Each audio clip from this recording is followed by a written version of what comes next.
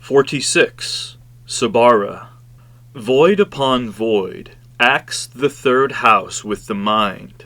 The girl who is egolessness at heart is well protected while awake. Untie. Release the vexatious knot of illusion and delusion.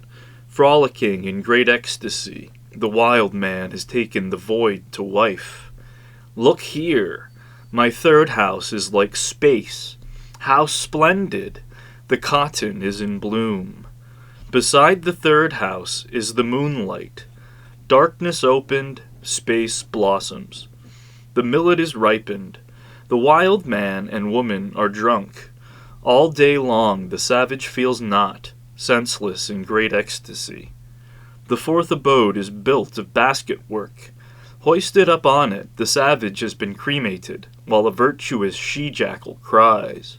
The one intoxicated with the world has died, offering to the dead made in the 10 directions. Look, the savage has become inert, his wildness at an end. Void upon void, acts the third house with the mind. The girl who is egolessness at heart is well protected while awake. Void upon void stands for the emptiness of emptiness, called sunyata sunyata, or sunyata ati sunyata in Sanskrit. This is the fourth emptiness in the Prajna Paramita teaching. The third house is thus the third emptiness, which is inner and outer emptiness, or emptiness of the internal and external. The fourth emptiness is used to ax, or empty the experience, to which the third emptiness alludes, resulting in more subtle and more completely integrating liberation and enlightenment. Nagarjuna, the specialist on emptiness, wrote that ultimate truth cannot be expressed without resorting to conventional usage. Nirvana cannot be attained without arriving at ultimate truth. In resorting to conventional usage, Tantric Buddhism may use concepts or terminology of Hinduism or other religions. This gives some the impression of syncretism, but in its genuine form, it is actually pure Buddhism in the act of applying this particular principle. In the context of multifaceted Bengal, use of selected Hindu structures would be normal for Tantric Buddhists. Pursuing this potential in the interpretation of this couplet, the third house, would be the third stage of life, enjoyment of connubial bliss. Aligning this with Buddhism yields an allusion to the third emptiness, emptiness of the internal and external. In terms of Tantric Buddhist practice, this illustrates the principle that realization of inner and outer emptiness is necessary concomitant of engagement in the transformation of connubial bliss into spiritual practice. The fourth stage of life, in conventional Hindu usage, is the stage of liberation, when one leaves society to contemplate the eternal and prepare for physical death. Aligned with the fourth emptiness of Buddhism, this yields an illustration of the principle of parinirvana, ultimate extinction. The girl who is egolessness at heart is the essence of emptiness, always symbolized by a female. Here emptiness is represented as a girl to emphasize the sense of innocence, as the void upon void of the emptiness of emptiness is innocent of any notion, even of emptiness. That is the true nature of egolessness. The Buddhist principle of emptiness is thoroughly rational, but the rational principle coincides with direct experience and intuitive insight. Without the inner formless insight into essence, the outer formal knowledge of the principle of emptiness cannot be effective. Therefore, it is said that the girl is well protected while awake, just as true emptiness, as such, can only be realized by conscious experience. Untie, release the vexatious knot of illusion and delusion.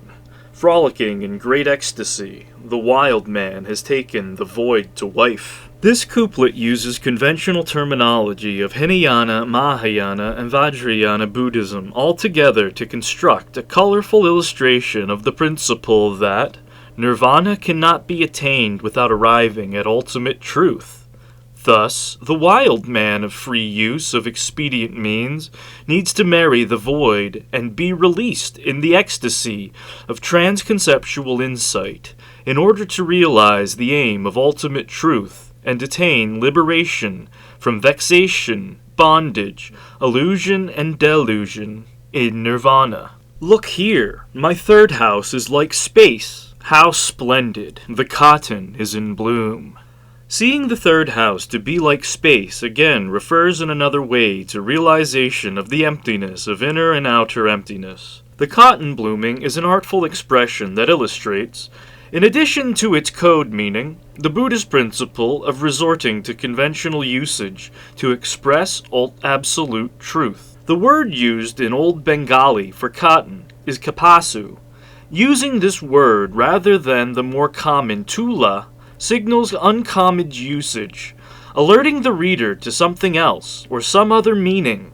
The expression blooming is a hint to uncovering this meaning in its sense of splitting open. Dividing kapasu into two, making ka-pasu, yields the meaning next to ka. In the Sanskrit and Bengali alphabets, next to ka is ka. In the Sanskrit language, from which Hindu and Buddhist Bengali is derived, ka means space. This is a standard symbol for emptiness in Mahayana and Tantric Vajrayana Buddhism. Thus, cotton blooming stands for the uncovering of the absolute truth of emptiness within the conventional realities of the world. Use of such a symbolic device, at once artful and yet calm and free of emotional extreme, in a context full of erotic imagery, represents the actual feeling of the experience of emptiness within the experience of artful living. Beside the third house is the moonlight, darkness opened, space blossoms.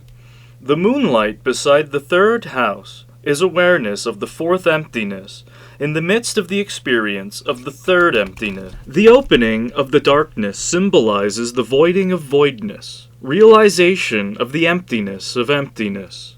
The blossoming of space, then, illustrates the experience of oneness of samsara and nirvana, wherein everything is pure. The millet is ripened, the wild man and woman are drunk. All day long the savage feels not, senseless in great ecstasy. Millet is a cheap grain, signifying plainness and non-adornment, the simplicity of experience in itself, without pretense and artificial rationalization. The ripening of the millet of experience and its fermentation and distillation into intoxicating liquor symbolizes the development of intense insight into the essence of reality. Intoxication represents the liberation of the mind from the confines of the apparent world as known to ordinary consciousness. Absence of feeling and sense in great ecstasy alludes to the indescribable nature of this transcendental insight and the experience it yields. The fourth abode is built of basket work. Hoisted up on it, the savage has been cremated, while a virtuous she-jackal cries. The relative flimsiness of basket work stands for the impermanence of the body and the individual life in the world. This is the reason, in conventional terms, for entrance into the fourth stage of life, liberation, in preparation for physical death. The relative airiness of basket work stands for experience of the ultimate emptiness of the conditional world, both subjective and objective, both inside and outside ourselves. In Buddhist terms, this is the fourth emptiness, void upon void. This is also the basis of parinirvana. The cremation of the savage in the fourth abode represents the transcendence of subtle residual attachments to the experience of the unity of samsara and nirvana. It also represents parinirvana. The she-jackal of empty egolessness cries when the savage of expedient means is cremated, because, without resorting to conventional usage, ultimate truth cannot be expressed. The one intoxicated with the world has died, offering to the dead made in the 10 directions. Look, the savage has become inert. his wildness at an end. This is a touching description of the end of Buddha's life on earth, representing the end of a teaching cycle and the distribution of the Buddha's relics, symbolizing the residual influence of the teachings.